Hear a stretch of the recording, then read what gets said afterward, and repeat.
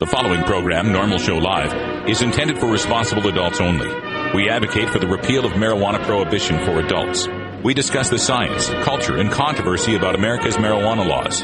We do not advocate or encourage any illegal activity and advise all listeners to learn their state and federal marijuana laws by visiting norml.org, NORML.org. Opinions and claims made by guests and advertisers of NORML Show Live are their own and do not necessarily reflect the philosophy and policies of NORML. Listener discretion is advised.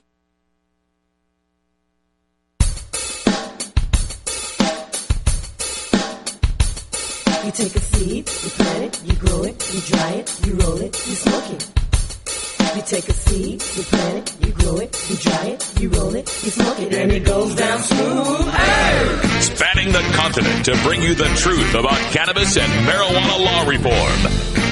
I smoke pot and I like it a lot. From the promise of legalization. And I think we need to rethink and decriminalize our marijuana laws. To the agony of prohibition. One major responsibility is to encourage people to use less drugs. The National Organization for the Reform of Marijuana Laws presents NORML Show Live, Marijuana Nation. Now, here's your host, NORML's Outreach Coordinator, Radical Russ Belville. Good afternoon, everyone. It is Wednesday, June 2nd, 2010, and it's got to be 420 somewhere in the world. Thanks for joining us for the next 60 minutes of news, talk, interviews, information, music, comedy, and more by, for, and about the cannabis community. Coming to you live and direct from Rolla J Studios in beautiful Potland, Oregon. It's not a typo. It's a way of life. And helping me out here in the studio, our wonderful engineer, Ganja John. Hello, everybody. How you doing, Tokers? Hey, Tokers, want to also apologize to you. We were here in the studio getting ready before the show, and our line was open. So you may have heard us say a few naughty words. Very naughty words. And I apologize for that. It happens sometimes. Yeah, it does. Oh. Anyway, coming to us from our virtual studio in beautiful Astoria, Oregon, my good friend and half sister, Cannabis Carrie. I am sure glad I didn't hear that. I know. I bet you'd have been shocked. Shocked. Absolutely shocked that we would use such language. Filthy. Potty mouths. Cannabis Carrie brings us our news headlines right after the first break. So, Carrie, what's in the headlines today?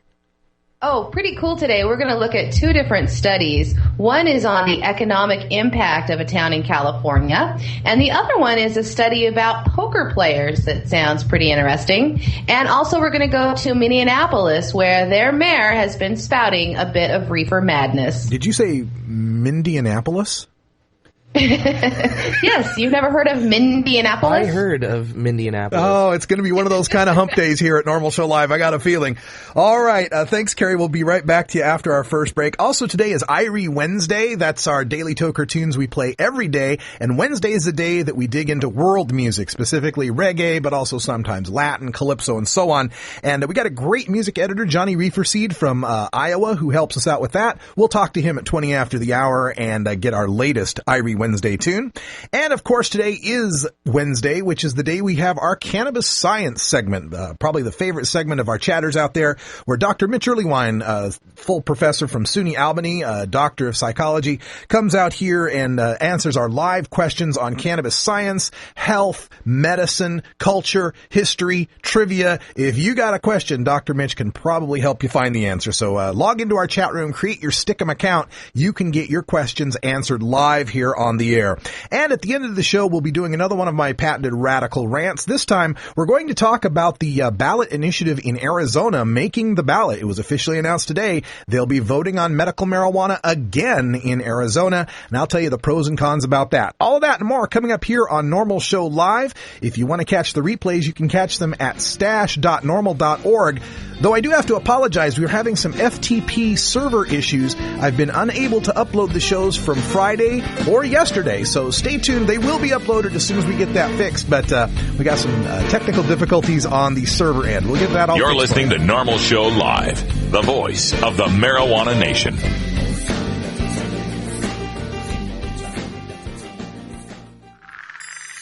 Hello, I'm Radical Russ Belville, Outreach Coordinator for NORML and host of NORML Show Live. Medical marijuana is legal in 14 states today, and I encourage you to visit marijuanadoctors.com to find a physician to help you obtain an authorization for medical marijuana in your state. In most medical marijuana states, patients qualify with a history of either severe chronic pain and or nausea, cancer, AIDS or HIV, glaucoma, seizure disorders like epilepsy, chronic muscle spasms such as multiple sclerosis, and other conditions which vary by state. Learn which conditions are covered in your state at marijuanadoctors.com. If you or someone you know has one of these conditions, marijuanadoctors.com will help you find a physician online or by phone to obtain a permit for medical marijuana. Marijuanadoctors.com is fully transparent and HIPAA compliant.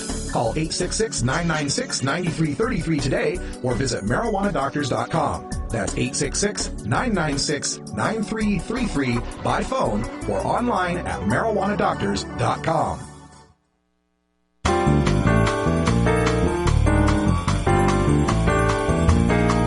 Medical marijuana, industrial hemp, consumer cannabis. It's time for this week's NORML News with Cannabis Carrie. A recent study in the city of Oakland shows that the city could make $2 billion per year in licensing a medical cannabis growing warehouse. The 6-month study surprised city officials and the economists at Bryan & Associates that conducted the $16,000 intensive study. Large-scale grows are allowed under state law SB 420, and the numbers show just what an economic force marketable cannabis can be. The report found that licensing a 7-acre cannabis growing facility near I-880 would create up to 371 union jobs, paying an average salary of $53,700 a year, and could produce an average of 58 pounds of cannabis per day, generating gross revenues of around $59 million per year. The large grow site would produce only 0.25% of the estimated 8.6 million pounds of cannabis cultivated annually in California. To arrive at those figures, the economists had to nail down a yield rate of quantity per light after talking with local growers, then determine the amount of lights the facility could support. The wholesale price per pound of medical-grade cannabis was figured at $2,800, and the city would tax that anywhere from the current tax rate of 1.8% and up to 5% in their analysis, generating anywhere from $1.1 million to $2.9 million in taxes off gross annual revenues. Licensing large-scale grows would increase public safety, increase medicine quality, raise much-needed city funds, and create much-needed jobs for the California economy. This is a great study. We've got it posted up at our blog at stash.normal.org. This is economist Joanne Bryan of Bryan & Associates. And they spent 6 months and $16,000 taking a look at this. So it's a legitimate study. They've done great estimation. And the thought that the city itself could make $2 million per year licensing medical cannabis is great news, especially with the downturn in California with their economy. The addition of 371 union jobs, good paying jobs with an average salary of over $50,000 a year. And yet there's some, people that would oppose this or that would have a problem with this. I just can't. I've been racking my brain trying to think of any other industry that would come to a city and say, hey, we got $2 million a year for you and 371 good paying jobs. You want to let us move in? The only industry I could think of that might get resistance might be BP if they wanted to drill off the California Bay there, off of the Bay Area. Yeah, they probably do. Probably do, yeah, as far as I know. But how anybody could resist this source of revenue, and also considering the fact that people are already, getting their medical marijuana from dispensaries there in Oakland, well-regulated dispensaries, it's only natural that the production element of this also come under some sort of regulation, some sort of reasonable regulation. Now, there are those who fear these large grows, this large warehouse growing situation, but I always want to remind them that there will always be a market for hand-grown, organic, hand-trimmed cannabis, right? People worry about this Walmart model. Oh my God, the Walmart of weed is going to come in and they'll lower all the prices and they'll lower the quality. Well, if they do lower the quality, that's where the niche market for people growing their own cannabis, growing high-quality hand-grown cannabis, begins to take over. So this market is changing, and people are going to have to adapt to the change, but it's changing for the better overall. Minneapolis has been the stage of a dangerous feud among gangs recently and the cause of an uptick in the city's murder rate after several years of decline. Minneapolis has suffered with over 20 murders this year so far, a tally that is higher than all of last year. Police Inspector Michael Martin of the Northside 4th Precinct said that newer gangs have tried to gain respect from other gangs through violence. The newer gangs are more loosely affiliated and more random than traditional gangs that they have seen in the city. While the reason that gang culture thrives in urban areas is complicated and often due to many factors and pressures, Minneapolis Mayor R.T. Rybeck has blamed marijuana users for the violence, saying that their habits fuel gangs. He was quoted by the Star Tribune last week as saying, "When you pay for marijuana, you are paying for the bullet that goes into the head of someone on the streets." He said too many people have winked sideways without being honest that it's a white middle-class Minnesota that's paying for the drugs that put profit into gangs that kill people. He continued that the city did have plans to put more resources on the street with a lot more people and technology, but declined to give any details, implying that it would tip-off criminals. The recent killings in the city of 17-year-old Alicia Neely and Kyle Parker, a high school basketball player, has heightened tension among gang members who fought at the funerals, and the city is bracing for the retaliation killings that often follow. The thing that always comes to light in a story like this, or I should say doesn't come to light in a story like this, is everybody ignoring the elephant in the room. And that is, it's the prohibition of the marijuana that has the gangs in charge of marijuana trafficking and sales. It's the prohibition of marijuana that prevents the buyers and sellers of marijuana from settling their disputes in a court of law. It is the prohibition of marijuana that prevents these people, if they do have disputes that remain unresolved or have people breaking their rights, abrogating their rights, it is the prohibition that prevents them from calling police. So again, the Minneapolis mayor here is blaming the wrong demon here. He's demonizing the consumers of cannabis rather than the prohibition of the cannabis that makes this all possible. Those of us who are smoking pot in Minneapolis or wherever, we don't want gang violence. We don't want to have to buy our marijuana on the street. Some of us are lucky enough to know people that grow or grow ourselves. So in many cases, people's purchases of marijuana have nothing to do with the gangs. But for those whose purchases do have something to do with the gang's trafficking of marijuana, again, it's our failure to regulate this that allows the gangs to have this lucrative market. Now, the mayor can wish all he wants that people would feel guilty and not buy marijuana, knowing that it involves gang violence in some cases, but it's never going to happen.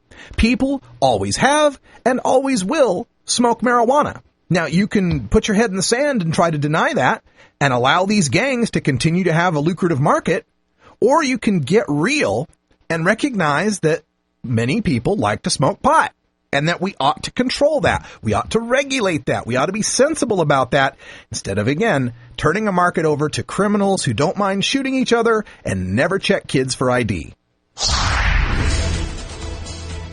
A recent study conducted by researchers from a Florida university found that 80% of poker players who participated in a poll admitted to using some form of performance-enhancing drugs in order to improve their play, with more than a third of the respondents admitting that they smoked marijuana to enhance their poker playing skills. Participants of the study represent a broad cross-section of poker players worldwide at tournaments and online from the U.S., Canada, Europe, and Asia. Of those surveyed, 25% professed to being professional poker players, with more than a third claiming semi-professional status. The players responded that they took cognitive and performance-enhancing medications in order to improve their focus and concentration, calm their nerves, stay awake, and or improve memory function.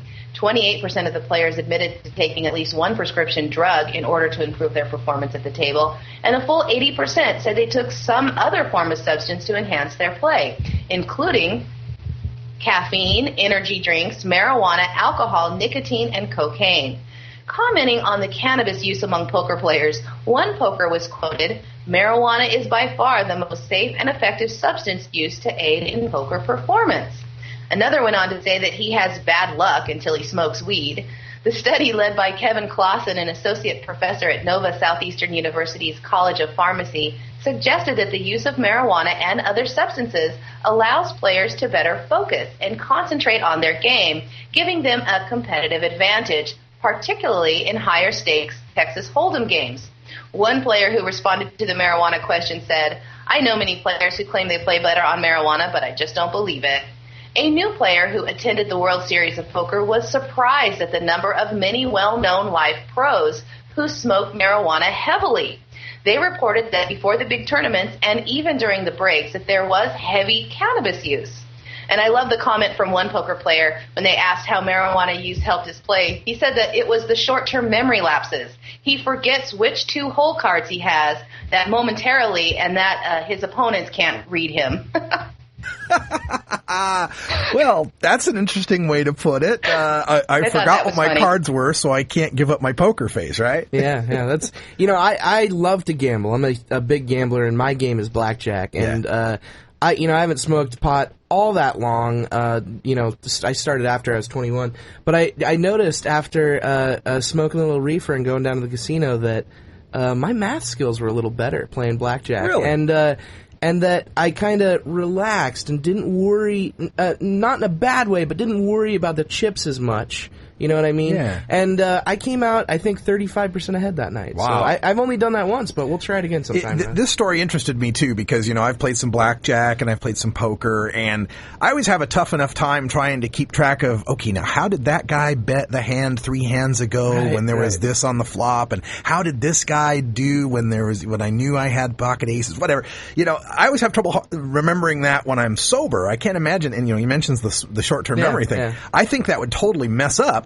But on the other hand, the notion that it would calm your nerves and maybe allow you to relax enough to have a better poker face, maybe there's something to that. If these successful players are playing and using cannabis like they are, maybe there is something to that performance enhancement aspect. So in that respect, since they're calling it a performance enhancing drugs, I'm just wondering how long until we start P-testing the poker players? Right, there'll be some sort of national poker tournament, and, they'll say, oh my goodness, we need to make sure they're not using, anything to stay awake, or they're not using cannabis or anything like that.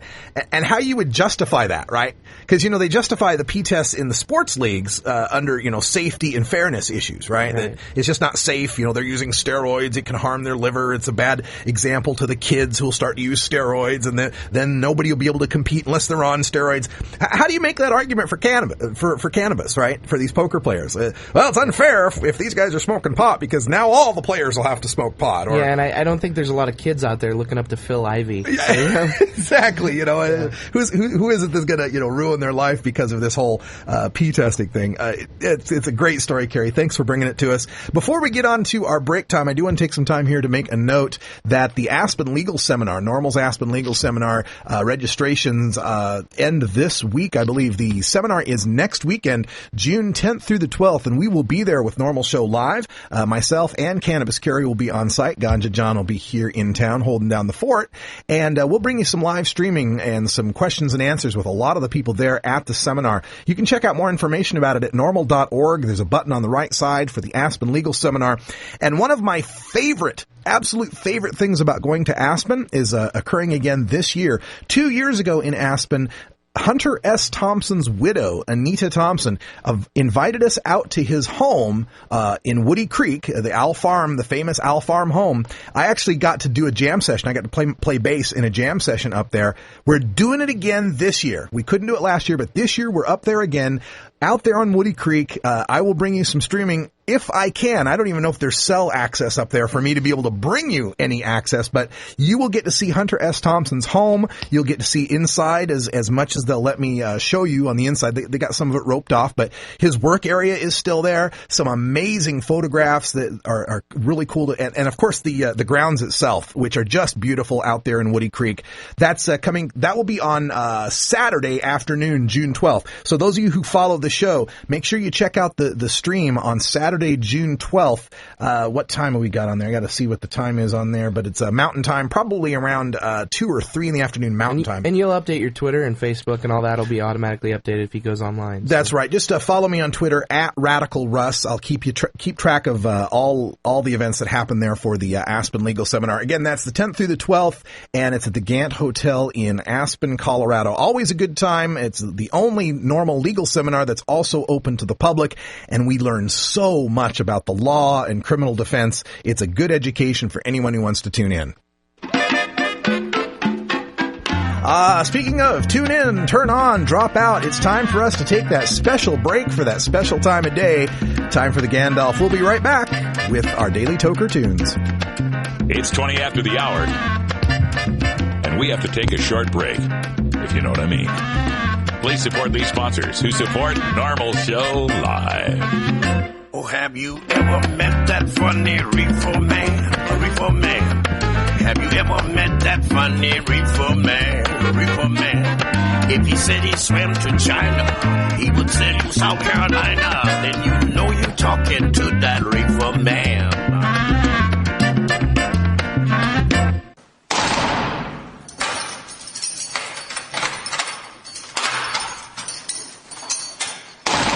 Law420.com. Hello, I'm Russ Belville, Outreach Coordinator for NORML. In my job, I read literally hundreds of headlines each month involving nonviolent, productive citizens whose lives are ripped apart by a marijuana or drug arrest. Many citizens could avoid arrest by refusing police searches and remaining silent, but police are well trained to confuse and intimidate. That's why you have a right to speak to an attorney before answering any police questions. I hope you never need to exercise that right, but if you do, make your first call to the law offices of John C. Lucy IV. John Lucy is an accomplished criminal defense attorney with expertise in Oregon's medical marijuana law. John Lucy understands and respects cannabis and drug consumers of all backgrounds. Call John C. Lucy IV at 503-227-6000 or visit in downtown Portland. Address available at law420.com. That's John C. Lucy IV at 503-227-6000 or visit law420.com today. High as a kite, everybody! This drug in front of me is what they call marijuana. If we had a dime for every dime bag bought in America, marijuana would be legal by now. Donate to NORML at NORML.org and support NORML Show Live. I'm going to light. Roll a big fatty.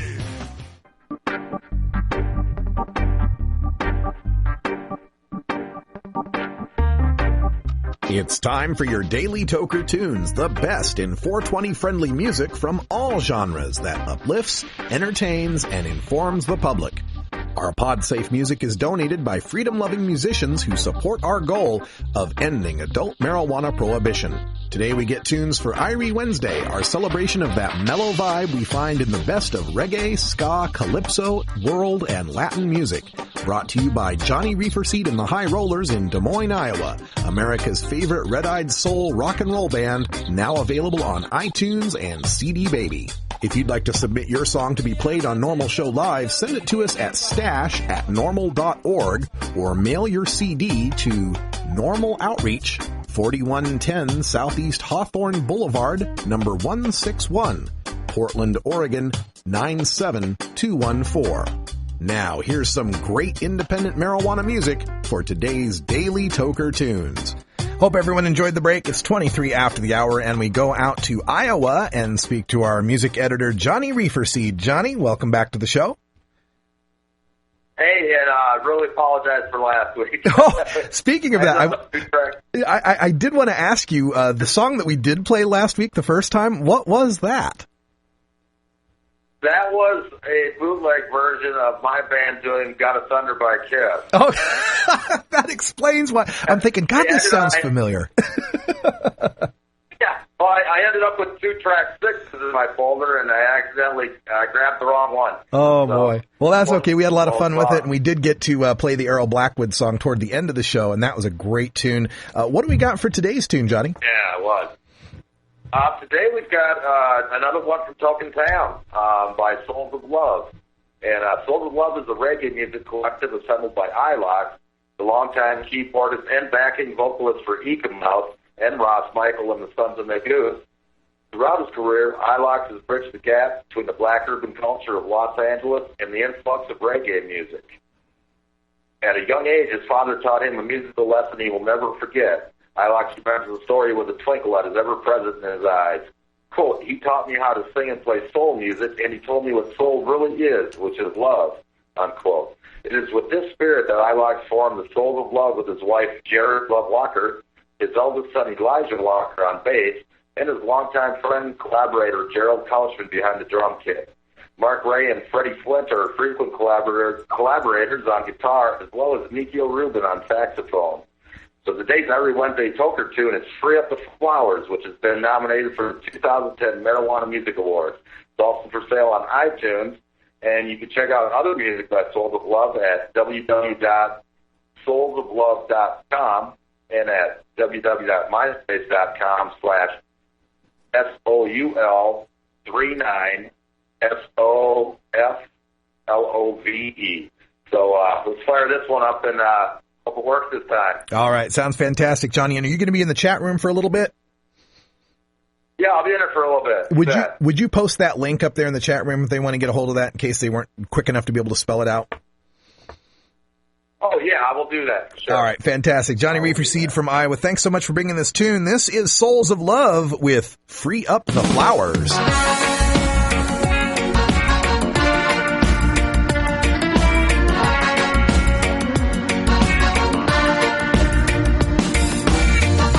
Today I was walking down the street. To my surprise, yeah, who did I meet but my hydrant stony with the good collie weed?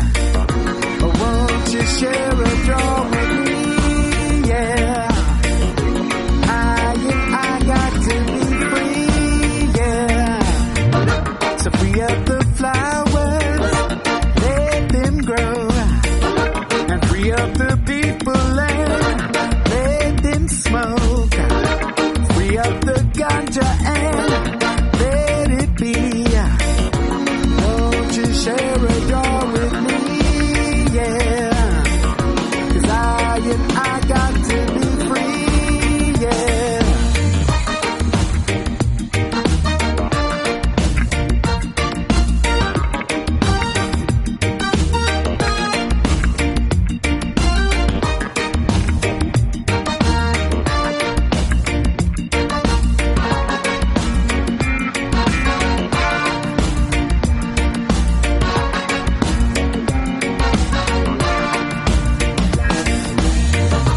Hey, Mr. Babylon, you know who you are. You're out from the poor and your heart in your heart. Free up the ganja and let it be. Won't you share a draw with me?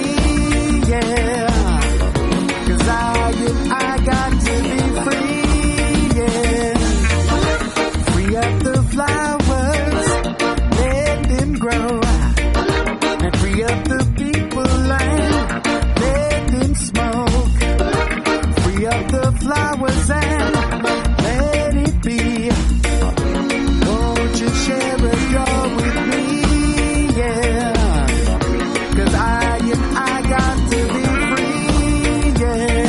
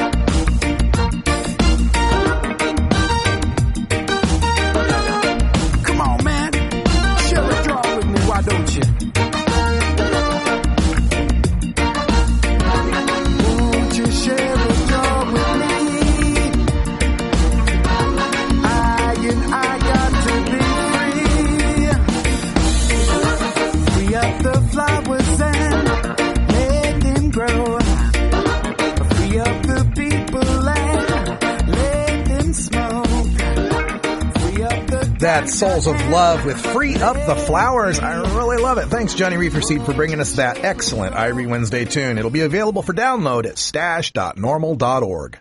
It only comes twice a day, but I don't care. It's 4:20 somewhere. All right, it's time to take a look at NORML's Cannabis Community Calendar, which you can find at norml.org/calendar. On today, Wednesday, June 2nd, there's no particular events on the calendar, so we'll look ahead to Thursday, tomorrow, June 3rd. Philadelphia NORML, Philly NORML, is having their open meeting at the A Space on Baltimore Avenue in Philadelphia. They meet on the first and third Thursdays of each month, and you can check out phillynormal.org for more details. Ohio NORML is having a statewide monthly online meeting via Paltalk. You can get information about that at northohionormal.net. Now, on Thursday, June 3rd through Thursday, June 3rd through Sunday, June 6th, NORML is at Wakarusa, and I believe this is a concert festival event. That's a 4-day event, June 3rd through the 6th in Ozark, Missouri. Information about that from all of our Missouri NORML chapters. Check out MissouriNORML.org, Joplin-NORML.org, and others. Just go to our website, normal.org/chapters, to look up any NORML chapter in the network. On Saturday, June 5th, Miami Valley NORML is having a TV taping in Dayton, Ohio. For more information on that, check out mvnormal.org. And there is also a fishing event taking place on Saturday. This is with Northern Wisconsin NORML. You can contact Jay at 920-410-2920 or email jay@winormal.org. So this will be quite interesting. It looks like a fishing competition going on there. On Sunday, June 6th, NORML Louisiana is having their online chat meeting. You can check out normallouisiana.org for more information on that. The NORML Cannabis Community Calendar is available to all NORML chapters to present their events, and we also present other events of interest to the cannabis community. If you'd like to get your information featured, send me an email at stash@normal.org and check out the calendar at normal.org/calendar. Starfish Designs, makers of the original Gandalf. I'm Radical Russ, and when I want to relax, I always have my 17-inch long original Gandalf from Starfish Designs nearby. The hand-blown borosilicate glass is strong and easy to clean, and the design is sleek and sophisticated. Starfish Designs are available from Bend, Oregon at a glass retailer near you. For locations, call 541-788-GLASS. That's 541-788-4527. NORML Show Live reminds you to never consent to a search. If you're holding and you consent, in most states you will be arrested immediately and you will go to jail. If you don't consent to a search, police may try to intimidate you by threatening to bring in drug-sniffing dogs or try to fool you by saying things will go easier if you consent. Yeah, easier for them, sure. Stand your ground, refuse the search, and ask the officer if you're free to go. If they still detain you and eventually find your contraband, you'll be no more busted than if you had allowed the search. But by refusing the search, your attorney has a chance to win your acquittal before a judge. If you consent to the search, your attorney's hands are tied. You can find a list of NORML Legal Committee attorneys specializing in marijuana cases by visiting the Find a Lawyer link at normal.org. It's time for NORML Show Live's Cannabis Science with Dr. Mitch Earlywine. Dr. Earlywine is an associate professor of psychology at the State University of New York at Albany. Now, open wide and say, ah. Here's your dose of cannabis science. Welcome back, everyone. 34 after the hour. And again, Dr. Mitch is a full professor now. And as soon as we have the budget to get that voiceover updated, we sure will. Dr. Mitch, welcome back to the show. Oh, it's great to be back. All right. So before we jump into the questions, I always like to start by giving you the opportunity to give us some new news, if any, in the scientific world of cannabis research. Any new studies or stories that you wanted to bring up before we get started? I was just telling Carrie that I just got back from Manhattan filming for the History Channel, and I was just going to ask that folks keep an eye out for a documentary on the History Channel that has at least me and Alan in it, as far as I could tell. Oh, any idea whether it's going to be called or anything? As soon as I get word, I will spread the word to everybody. Okay, fantastic. I wanted to bring up a question here, just maybe more of a subject that you could opine on, and it was a story that was in the Washington Post, dated yesterday, and the title of it was "Form of Medical Marijuana Won't Get You High, But It's Creating a Buzz." And of course, they're talking about the efforts to breed strains of marijuana that are very high in CBD, the cannabidiol. And the article goes to explain to newbies, what cannabidiol is and its medical properties. What I wanted to get to on this is, what are your feelings about breeding for these CBD dominant strains? And if they do this, do you fear that some restrictive states might try to say, well, that's the only kind of medical marijuana you can have? We do have data suggesting that cannabidiol is helpful for a number of different problems. Nevertheless, the idea that we'd only permit high CBD strains in certain states is going to turn into an administrative nightmare. The other thing is, it's no accident that CBD and THC appear together in the plant. They do seem to modulate each other's effects in extremely helpful ways. So, for example, with insomnia, which we've discussed time and again, both THC and CBD seem to work in slightly different ways to treat insomnia. The advantage of having them both is you get to sleep quickly and all the way through the night. I think it would be sad if we suddenly had strains that were only CBD permitted in some states, while other states permitted any kind of strain. And what would be the scientific or medical rationale that we could offer to those opponents who might bring that up to say, no, THC strains are important too? In fact, the bottom line is THC strains are important for a whole host of ailments. We're going to supply cannabis for people to only alleviate a couple of disorders. That's completely unfair when there are folks who really need the THC component of the plant, particularly for nausea, vomiting, AIDS-related wasting, decreased appetite, and they're going to have to sit there and either smoke pot that's not going to help them or watch their friends with other ailments get medicine while they don't. That's incredibly unjust. And that's a great segue for us to get into the questions that we're getting from the chat room. If you do have a question, just type it into the chat room. If you put the word question before it in all capital letters, it makes it easier for Carrie to pick them out. If you want to remain anonymous, just personal message, PM your question to Carrie. We'll start off with this question from Matter of Liberty that does get into the THC here. We know that the federal government has a pill called Marinol that they allow that is a THC pill. Matter of Liberty would like to know, how is it actually produced, and is this more or less healthy for you than the natural THC you'd get from cannabis? It turns out the THC in Marinol is synthetically produced, so it's not taken from a plant, and it's suspended in sesame oil, so it looks kind of like the way we use, say, vitamin E capsules or something like that. It's not particularly more or less harmful than THC from natural sources because THC is incredibly non-toxic. We have, no documented cases of overdose. If you try to extrapolate from animal data, it looks like you'd have to, smoke 2 pounds of pot to get a lethal dose of THC. So there really aren't any health concerns either way.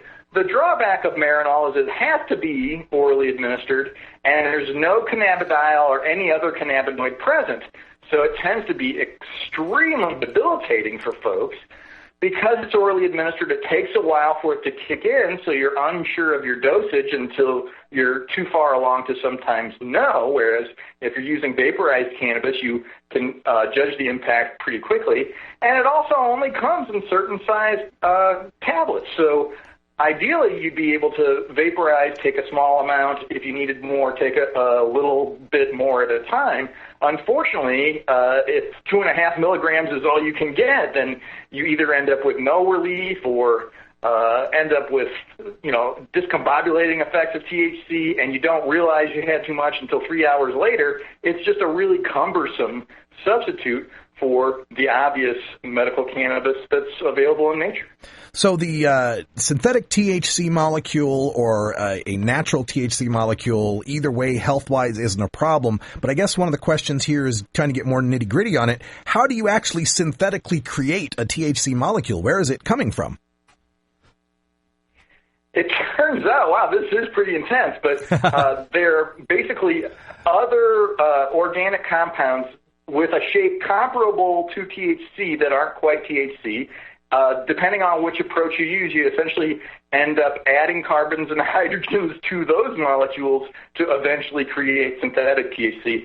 It's a pretty grueling process, and Unimed, the company that first did it, had a ton of federal money to figure it out in the first place, and as you can imagine, it was kind of an odd investment, shall we say, in some of our dollars. It seems to me a lot of work to go to when you have a natural source that's so easy to come by.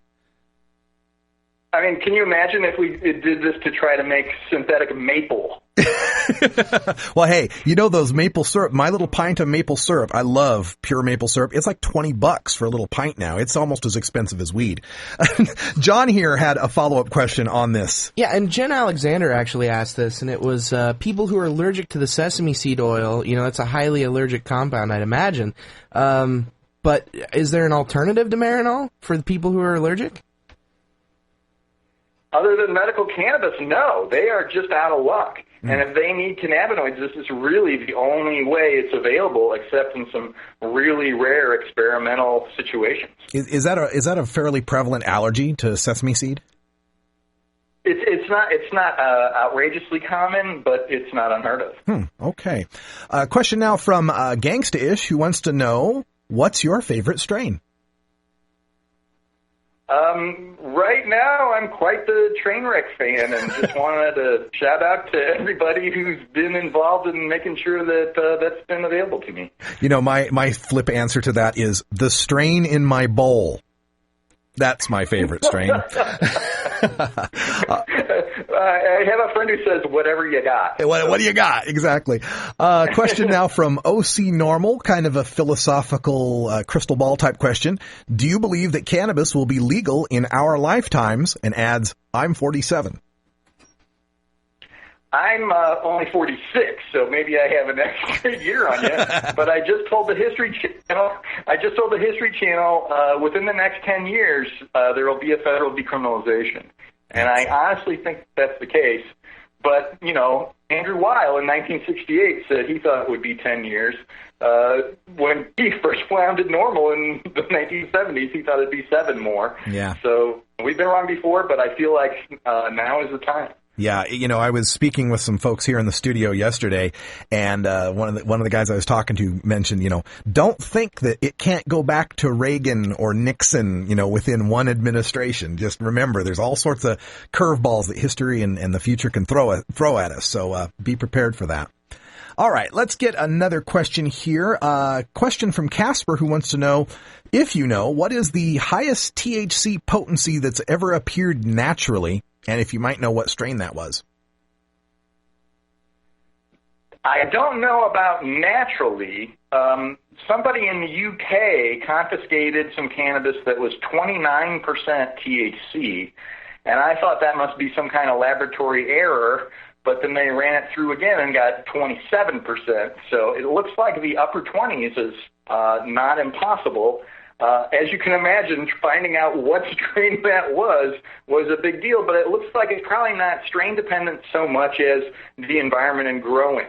So resin and THC seem to increase with good genetics and a lot of heat and light, and so I think a whole lot of strains probably have a lot of potential. But again, how high is high, guys? We only need so much. Well, you know, I've been following the potency monitoring project from the federal government. The FBI and the DEA, they compile these figures based on their seizures of cannabis. And they have said, I remember it was a couple years ago that the highest that they had seized was something around 34%, something out of Oregon. And of course I was, tooting our horn, yay, Oregon. And the next year it got beaten by a seizure in San Jose that it was supposedly up to 37%. But the problem with that is you don't know what they're testing. You don't know how they're testing. using it. It's very vague how they come up with these numbers, and we don't even know if that's including hash oil or hashish preparations, so very questionable. But I too have heard, high 20s, low 30s as the best that I've ever heard of. Okay, let's see here. Well, again, I don't want that to. I don't want high potency to equal best. If you're having fun, it's good pot. Exactly, and there's so much more to cannabis than just the potency of the THC. And we've just talked about CBD, but there's also cannabigerol, cannabichromene, cannabidabidoo. There's so many others out there that have an effect in the use. I mean, if it was just THC potency, you'd go for a Marinol pill, right? Exactly. Okay, let's get in a question here. Let's see. This one's an anonymous question. It wants to know, can or has cannabis research helped understanding cannabinoid systems in other animals? I'd imagine they probably start with animals, right? In fact, we've gone all the way from the protozoans up and found some intriguing things across species. In fact, way back in the 1800s, William O'Shaughnessy started some animal work with cannabis in India, and he had a hypothesis that vegetarian species were less sensitive to cannabis than meat-eating species, so I thought that was a kind of cute little insight. I don't know if that is ever going to be confirmed. And we found, in fact, a lot of variation. So rodents, for example, rice, rats, and mice don't particularly like cannabis. It seems like it just makes them paranoid. Spider monkeys, you can finally get them to get into it if you really, really make sure they've got just nothing else to do. But in general, most animals other than the primate humans, at least in laboratory settings, don't really like pot the way we do. Yeah. And I've heard, anecdotally stories of people that will get their dog high or their cat high or their lizard high. Is there a harm to that, physically to the animal? As it turns out, the biggest risk is injury. So your poor dog doesn't know he's high and then slams himself into the glass door. Right. Okay. I have a pug myself who's my service dog who got into the can of butter once. And he did run into the wall a few times, but his face is already flat, so it wasn't really that big of a deal. Oh, poor Milo. Poor Milo. Okay, next question here. Keelhaul wants to know, how dangerous to eyesight is working under those high-intensity discharge lights that they use for indoor growing? The clincher on that is duration of direct gaze. And it's not insane to go ahead and put on your sunglasses in there. I know it may not make your acuity perfect, but a lot of times the tasks that you have in those circumstances are not things that require real sensitive visual acuity. And so by all means, go ahead and wear them in there. If you've ever noticed that you have an after image when you step out, or that for some reason part of your retina seems extra sensitive afterwards, clearly it's time to consider either turning them down while you're in there or going ahead and investing in a decent pair of Polaroids. We've got time for about 2 or 3 more questions here for Dr. Mitch Earlywine from SUNY Albany in our Cannabis Science segment. But if your question doesn't get asked, you can always send it by email to 420research@gmail.com. That's 420research@gmail.com. And a lot of times these questions turn into studies. So your opinions and your questions are very important to us. All right, let's finish up here with a couple more. Johnny Reeferseed wants to know, there's a hemp question. How much hemp seed oil does it take to equal a gallon of diesel for fuel? That's one I'll have to look up, because the engines that run on hemp seed oil can be very sensitive to minor perturbations even within that oil. And so I will have to get back to folks next week on that one. All right. Intriguing one, and I'll look into that. All right, we'll have that hemp question on next week's show. Michigan resident wants to know, what's your take on cannabis use for bipolar conditions? So the beloved Lester Grinspoon of the Lester Grinspoon Award has published 2 case studies where folks with bipolar had suggested that cannabis worked well for them. Other research suggests that cannabis is kind of destabilizing for folks with bipolar, and often early use predicts a later manic episode. So it's hard to tease all this out. what I've discovered is there may be a subset of bipolars, particularly folks who are good at monitoring their own variation in essential arousal, and they know that if their sleep gets out of whack, then they're going to have a manic episode. And so they tend to use cannabis, but as a sleep aid at an appropriate time of the day so that they use a strain that's sedating, and then that keeps their sleep going well, and then they don't notice them whipping into a manic phase. Other folks who really don't have that insight or don't use cannabis that way are the ones who seem to be reporting this discombobulating effect of cannabis on their swings and their moods. Okay. I like this question. We get out of the whole scientific question to kind of get a cultural question.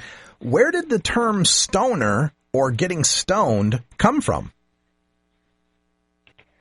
Wow. Well, when you go back to the 1970s, there was a poster called Stoned Again that tended to repeat this notion of somehow something about being a recent cannabis smoker was like behaving as if you were a stone. And it seemed to develop actually markedly before that. William S. Burroughs has alluded to the idea that after good cannabis, you could essentially look with complete awe at your toe or at the wall for many an hour as if you were a stone. And that may be part of that source. I'm sure there's plenty of lore about this one, though, and that's a neat question. You know, I think I know that Stoned Again poster. Is that the one you've got the kind of furry freak brother looking character, R. Crumb drawing that melts slowly in like 12 different panels? That's the one exactly. If you remember that, Russ, I'm afraid you're over 40. I am over 40. Damn. All right, one more question here to finish out the day here with Dr. Mitch, and it's a question about the hemp wicks. We've seen a lot of people that'll have these little hemp twines that are rolled around their lighters, and it's kind of proposed as if smoking off of a butane lighter is dangerous because you're getting butane, so you should use this hemp wick instead. That'll be better for your health. What's the truth about that? In order to really get lung-related damage from butane, you'd have to essentially huff the butane right out of the lighter, so it's not a big issue. Nevertheless, I find that the taste is a little bit better, so that very first hit with the wick is markedly better than that nasty butane taste when you're using some lighters. And so I think for aesthetics alone, hooray for the hemp wick. Well, and you know, I would sell it based on not only just the better taste, like you mentioned, but also for our environment. You're not creating a whole bunch of Bic lighters that are going to be, you know, the shells of which will sit in a landfill forever. You're just using a piece of hemp twine that's, you know, the ash from which will be biodegradable. So there's an argument, I guess, if you want to make that one. I love the eco-friendly idea. Oh, all right. Well, Dr. Mitch Earlywine joins us every Wednesday for our segment here on Cannabis Science. So check us out next Wednesday with more questions and answers. And Dr. Mitch, we'll see you here at NORML Conference in September. And thanks for joining us again. Thank you. It's tough talking to kids about marijuana, especially if you might be a parent who dabbled a time or two in your youth. So to help you out, get your copy of Dr. Mitch Earlywine's latest book, A Parent's Guide to Marijuana. Dr. Earlywine is an associate professor of psychology at the State University of New York at Albany and an expert on the studies concerning marijuana, its effect on health and society, and the methodology behind the statistics. He is a frequent guest here on our daily audio stash. Dr. Earlywine lays it all out without the propaganda and scare tactics that parents know won't work with teenagers. He presents a rational understanding of cannabis, what it is and what it isn't, and why kids shouldn't be using marijuana. You can order today through Amazon.com or check our links at our blog, stash.normal.org. You want answers? I'm as mad as hell, and I'm not going to take this anymore. You want answers? You have offended my family. I think I'm entitled. You want answers? I want the truth. And you have offended a Shaolin temple. You can't handle the truth. Surely you can't be serious. I am serious. And don't call me Shirley. Hoorah! Radical Rant. Hi, everybody. Welcome back. 54 after the hour. And real quick, wanted to break the news that the ballot initiative sponsored by the Marijuana Policy Project in the state of Arizona has officially qualified for the ballot. That means voters this November in the state of Arizona will once again be voting on legal medical marijuana. It's kind of a strange situation in Arizona. They actually passed medical marijuana in 1996. The problem was when they passed it, it said that a doctor could prescribe any Schedule I substance, including marijuana, but also would include, anything in Schedule I. And it further had to be ratified again by the voters in 1998 for complex reasons I won't get into right now. And it was again ratified. So Arizona's had medical marijuana since 1996 and further ratified since 1998. The problem is in the word prescription. When they added the word prescription, that put it under the purview of the federal government, which controls through the DEA the license to prescribe controlled medicines. And they said to Arizonans, basically, if you prescribe marijuana, we will pull your license to prescribe anything. So Arizona's medical marijuana law has been a nullity. It's been a moot point because no doctor will prescribe it and then lose their license. This initiative would legalize medical marijuana in the state of Arizona. It would allow registered patients to be able to possess and use cannabis with a doctor's recommendation, which is the way that it's gotten passed in the other medical marijuana states, because doctors do have a free speech right to recommend anything they want to. Now, the problem, though, that comes up with this initiative is in its refusal to allow all patients to grow their own medicine at home. This is something we saw that happened in New Jersey. They passed and became the no garden state by not allowing any medical marijuana patients to grow their own marijuana. They must buy it from dispensaries that are state regulated. Now, the Arizona initiative has something called the 25-mile halo. And what this says is that Arizona will create state regulated dispensaries. However, if you live within 25 miles of one of those dispensaries, you must purchase at that dispensary, only that dispensary, no shopping around. You must go to the one that's within 25 miles of you, and you are not allowed to grow your own medicine if you live within 25 miles of that dispensary. Now, if you live outside of 25 miles, you live out in the country, out in the sticks, there's no dispensary near you, then you're allowed to grow your own medicine. But for the patients who the majority of whom will probably live in cities somewhere near a dispensary, they will be locked into a monopolistic supplier of their medical marijuana. Now, I brought this up in November at the DPA conference and asked Arizona's Andrew Myers, he's MPP's representative there, why they were putting up this halo. And he said it was to make the dispensaries viable, because it's so hard to stay in business if you're selling marijuana. Don't take my word for it. Listen to the clip. The 25-mile halo around the dispensaries was, again, to give a market to the dispensaries in the community so that they would be viable and so they're available for patients. Okay, let's play that again one more time. The 25-mile halo around the dispensaries was, again, to give a market to the dispensaries in the community so that they would be viable and so they're available for patients. We had to give them a market so they would be viable and available to the patients, as if anybody who has ever opened up a dispensary in California, Colorado, Michigan, or any of the other states that have dispensaries, as if anybody has ever had trouble being viable or being there for the patients. That excuse just doesn't fly with me. It sounds to me like they put this in there to protect dispensary owners, to make sure that they could continue to have monopolistic pricing programs and to be able to make as much money as possible. It's one of the things I just do not like about this initiative. However, it is a marijuana law reform, and patients shouldn't have to suffer. It's definitely something that the community should be supporting, that should get passed. But once it's passed, my God, we've got to work to get that right of home grow to everybody. People shouldn't be discriminated against because they happen to live in the city, right? If you're a disabled person, especially if you are on a fixed income, there's no way you can afford the dispensary prices of $10 to $15 a gram that I see advertised in California and Colorado. Allow people to grow their own. That's the beautiful thing about medical marijuana. It's a house plant. You can grow it yourself. You can take care of yourself. I'm Radical Russ for everyone here at NORML.org from the NORML Foundation for Ganja John and Cannabis Carrie. Thanks for joining us for the show. We're back every weekday at 1 p.m. Pacific with replays at 3, 5, 7, and 9. And until next time, take care of each other, tokers.